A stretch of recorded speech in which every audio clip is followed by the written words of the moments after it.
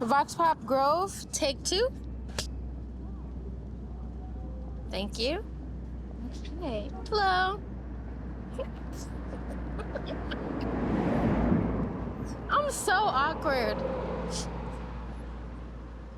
Like, my fear of rejection is really stopping me from asking people. Hey, would you guys like to be in a documentary about sex education? Aurora. No problem. Have a great day. No problem, thank you. Come on, I just want to ask you a question. What was sex ed like for you in school? At first it was awkward. Try on the little like pregnancy thing. Fear tactics probably more than anything. This is a penis and this is a vagina, and if you put them together, don't. They just didn't do it. But it was mainly just like videos. The testes secrete the male sex hormone and the ovaries the female sex hormone. I'm referring, of course, to masturbation. The sperm cells pass from the testes through the tubes and out the penis. There's a special opening just in front of the place where you have your BM. Masturbation. Your physical urges fight against your reason. Those are sanitary pads for me, honey.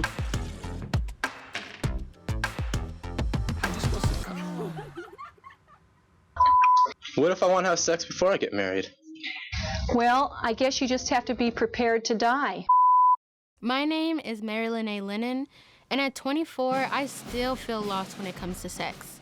Is it just me, or do other people feel the same way? So, it's time to get real and see what the people know and if they need to know more. This is female anatomy and male anatomy of our reproductive systems. Let's name as many as you can, okay? Okay. That's the vagina. Is it? No, okay, so I watched Big Mouth. Or the uterus. I know the uterus. That's where blood comes out. Okay. That's right there? No. Oh, man. Right here. Right there? That's the uterus? Yes. That's my body. These have got to be the eggs, right? What's it called? The... Oh, no. Yeah, there's a specific term. It's a term. Ovaries. Ovaries. Oh, wow. Yep. Yeah! I either want to say cervix or vagina. I think it is the vagina because that's the opening, right? Vagina. The vagina right here. It's the canal. It's the vagina. Yes. You have a girlfriend? I actually do. She's right there. Period. I know she's great relationship. Great relationship. This is the G spot for men. Okay, got it.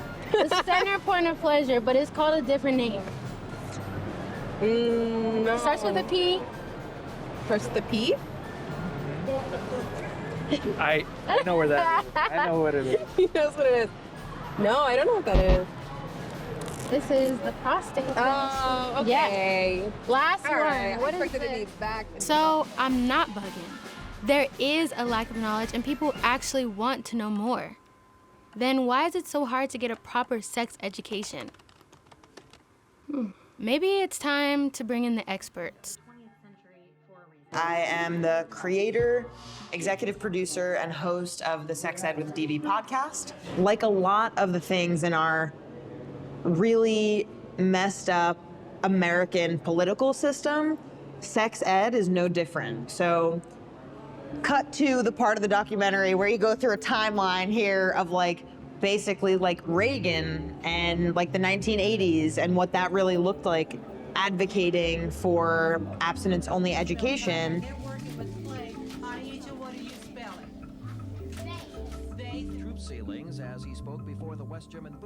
And fast forward a little bit to the Bush administration, where there were billions of dollars federally put into abstinence-only funding. So this wasn't an accident that our country is the way that it is when it comes to sex ed. A lot of the fears that educating a child too early will make them want to have sex. But what you're saying is it actually is the opposite. And the fact of the matter is there are studies on this, and young people delay sex when they know what's at stake for them and when they know the risks and rewards, right? It's really important too that when we talk about this, we're not just talking about scary unwanted pregnancy and scary STIs, right? Like, we need to talk about the risks and rewards both at the same time in order for young people to make the decisions that are best for them. Who is the best person equipped to talk to kids about sex ed? Is it doctors? Is it teachers? Is it parents? Sex educators? Like, who is the best person to do this? Parents need to come prepared, at least if they don't know the answers, to say, that's a really good question, and I'm gonna do some research for you. Right. Really, like, parents, if you're watching, write down that question. I don't know the answer to that, but that's a great question, and I'm gonna do some research for you. You know, it's as simple as that. So, is it parents? Are they the gatekeepers of sex ed? Or are they just as lost as we are? So I remember saying to both kids as they started to get to that age, nothing is off limits. I want you to ask here. I want to talk about it at home. So you hear something you don't know about. So Hannah came home one day, what's a blowjob? So then it's like, all right, so we're gonna have a blowjob conversation, and then I remember the look on her face when I told her what it was, and she was like, you know, just completely repulsed at the concept. So he's 6, and even just the other day, he kind of communicated to me that he's noticed his penis and that it feels good when he touches it. To just continue to be a safe space for him. You know, I have these great intentions, but I know that, you know, this, because when he said the thing about, oh, I touched down there, you know, it really kind of like, you know, made my heart race a little bit, but I was like, okay, we're here. We're gonna do, you know. What about when Bobbi was growing up? Did you help her at all? Bobbi and I have a very interesting relationship. We're extremely open. Bobbi's my granddaughter. We're just very, very open about everything. A conversation I have with my mom a lot of times is she never talked to me about sex. She never talked to me about boys. Never talked to me about what happens when you think you want to have sex with someone. That was because her mom didn't talk to her at all. It was just like a chain effect. But yes, my grandma. I loved Picture Day. I was that kid. I loved Picture Day. 2006? Holy, wow. I remember the exact day, everything. I can remember so vividly when I asked my dad where babies come from, and then he told me to go ask my mom. Me and my mom. And my mom said, the birds and the bees. That's literally all she said. We won't eat this whole cake by ourselves. I hope not. It has happened. It has happened. It goes quick. So when did you start to like boys and stuff? When did I start to like boys? Wow, where did that come from? Well, like when did you, you know, like when you started to become like a woman and like periods and stuff? You only have a half thing. Let's see. Yeah. Well, that's kind of weird, but just like if you want to say like liking boys, of course, you know, when you were in elementary school, you see someone like that, you know. So you know, you start your little crushes. I know that you and Grandma didn't really talk about sex and stuff like that. She did talk about you know, someone getting it, you know, being in love and, you know, then, you know, having a family and stuff like that. But to get into the grime of what it is with sex, no, not at all. Did you want not it at all. to? Not a good idea. Hold on. I can't, don't grab it.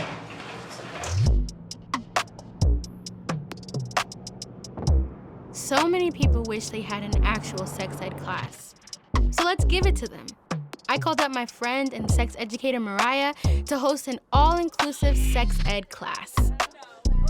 I'm most interested in just hearing what questions other people have. But I'm just curious to hear what I don't know. You know, I want to be surprised by something. I would love to start with like a little icebreaker. So what we're gonna do is go around and say our name, but you're also going to say a name of something that has to do with sex. It's an alliteration, so it has to start with the same letter that your name does. For example, my name is Mariah and my word is masturbation. And then the next person would go, and then we'd get to the end. My name is Red, pronouns, I use all pronouns. My word is rimming. I am Caitlin, my pronouns are she, her, and my word is kink. Mouth. Wet G-spot. Hi, my name is Allison. Pronouns she, her, and it has to be anal, doesn't it? Yeah.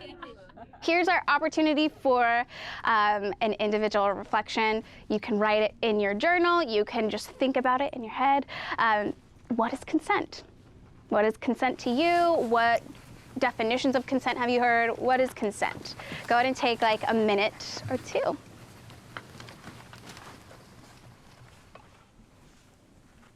And it wasn't till I read Milk and Honey, the book, because there was a section that said, sex with a person who is asleep is rape.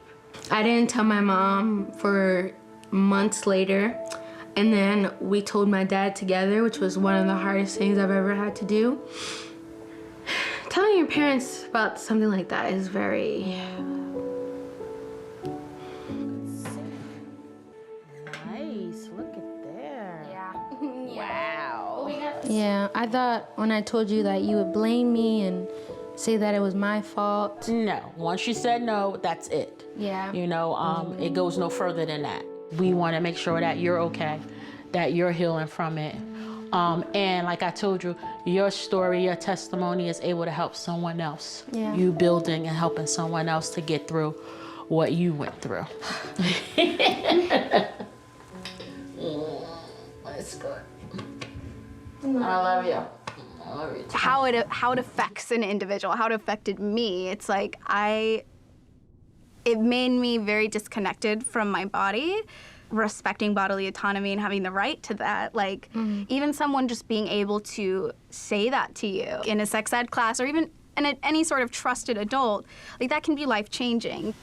Cute. Okay, now a silly one. Oh, God. I do wish that we talked about self-pleasure. Well, I definitely wasn't gonna walk you through it because I guess I had the same thing too. It wasn't until recently that I stopped feeling guilty for self-pleasuring. Toys? Whoa, toys? Yeah. Get you a toy. Can you hear that? So basically, you click this button and it changes the vibration speed. So as you can probably hear, it's pretty hefty, that speed. And this is the heftiest. It's a vibrating cock ring, so if the penis is lubed up, you can put this cock ring over the penis and turn on this little button here. Oh, wow. Yeah, you probably don't want that on for too long if it's like cutting off a little bit of circulation. Yeah. But this could also be used for, you see this like little rib? Oh, I didn't even notice that. Yeah, so if someone with a penis is having sex with someone with a vagina and the clitoris is here and it's hitting the clitoris. Oh my goodness. Yeah. Well, there's a G-spot orgasm, there's an A-spot orgasm, there's a core-gasm, there's a nipple-gasm, there's a clitoral orgasm. It tickled my hands. Okay. And even if you're like in your 60s or 70s and you never used a toy, it might blow your mind. I really want you to try. I'm saying this knowing that my grandmother might also watch this, and now I have to live with that image, but I still want her to have that. I definitely wouldn't have been telling you about that, so sorry. So what about your friends? My brother gave me a sex ed magazine, and I remember I saw the word penis, and I was like, what is pen is? That's how no, like this book that my parents gave me, it talks about bisexuality and homosexuality and all that different kind of stuff, but it doesn't talk about like, ooh, like, you know, what if you want someone's ass in your face? What if you want somebody's feet in your face? What if you want somebody's armpits in your face? You know, all the kind of shit you can put in your face. I think that that's what a lot of women, we have failed to talk about. You know, like no one has told us like, it's okay for you to be pleased, girl. When I first started dating Tim, he was just like open. Like this is who I am. I'm this, I'm that, I'm into this, like so open. And I'm just like, this is beautiful. I've never been with anyone who's just like like flat out just laying everything down for me. And then asking me like, so tell me, like, what is things that you're into? Like, what, all of these things, like, what is it that you like to explore? What are your boundaries? Man, shout out to Tim. Yeah. Come on. Oh, that is the hottest thing. President. not for nothing, learning how to make yourself feel good gives you so much confidence in yourself because you know yourself, you know your body. And having that connection between mind and body, it just puts you on a whole nother level of being human and being in touch with yourself and I think the universe. That's real out there, but that's how I feel. I realized when I wanted to have sex with someone, like a pure, like I want to have sex with this person without any like pressure or any feeling that I had to, was just simply because I love this person so much that I wanted to feel every possible thing with them. And I don't know, I just wanted to feel that type of pleasure with them. I wanted to share that with them and I wanted to give that to them and I wanted to receive that from them. It's kind of like hard to explain. It's just like this gut feeling you get in your stomach that you want to connect with them that way. What would a United States of America look like if there was comprehensive, inclusive sex ed mandated across the country and the territories? Wow, that would be incredible. I think there would be a lot less violence. There would be a lot less like anxiety, and they would learn that they shouldn't be ashamed to want condoms or birth control for decisions that they make around sexual intercourse. They would know that their gender identity should be affirmed. They would know that sexuality is a spectrum. They would know that their bodies are beautiful and that their relationships are worthy of respect and trust and love. I could have been a little bit more open to talk about the things. Yeah. So yeah, I definitely learned a lot from this, and Yeah. I appreciate you. I appreciate you too, Mom. Yes. Cheers. Love you. This has been amazing. Hands in, team. Sex on 3. 1, 2, 3, sex! Yay. Okay. Yeah. Mic drop.